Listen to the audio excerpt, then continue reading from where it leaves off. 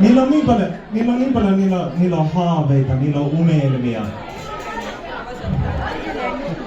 Teikö mieluummin semmonen nainen, jolla on ollut haaveita, mutta nyt se käyttää niistä nimeä ex-aviomies, tiedätkö? Joo, siinä vaiheessa haaveet on minun kokoisia. Ne voi olla oikeesti vähän vanhempi, tiedätkö? Ei edes mikään puuma vaan, tiedätkö? Semmonen sapelihammas tiikeri.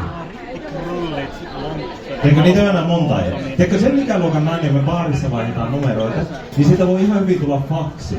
Se on mitä niin. Ja sekin mulla harmittaa, en nyt haluais kuulostaa törkeältä tai mitään, mutta nämä nuoret naiset, niin aika vitun köyhiä.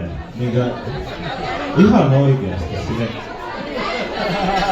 Mieluummin semmonen nainen, jolla on tiedätkö, maksettu Volvo ja lesken eläke.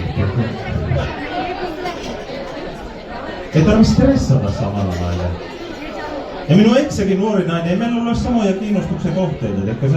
Se halusi jatkuvasti kierrellä ympäri kaupunkia erilaisilla kirpputoreilla. En minä vittu jaksa. Jos mulla olisi keski-ikäinen nainen ja pitäisi lähteä kirpputorille, ei tarvitsisi mennä kauas, eikö mentäis vaan sen häkkivarastoon. Tuo oli hyvä. Ei. Ottakaa penkit, tulkaa tänne katsomaan. Tää on vaikea, jos olette siellä. Ottakaa ihan rauhassa, me ootan. Please. Me pyydän. Joo. Siitä joo.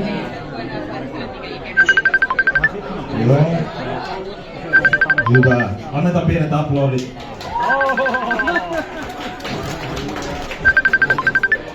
Me saadaan yleisö pikkuhiljaa.